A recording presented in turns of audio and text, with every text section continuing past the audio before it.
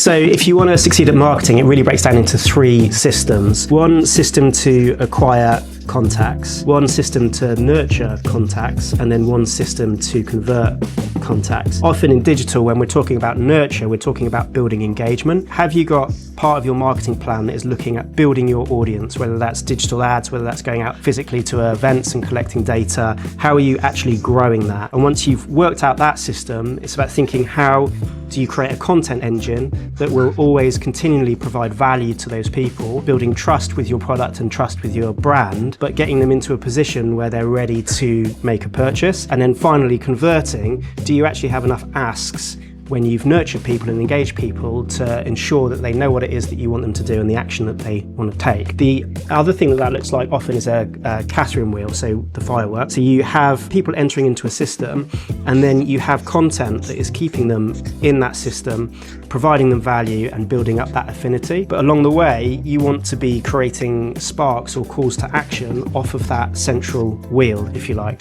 So you've got these sparks coming around, which are the calls to action.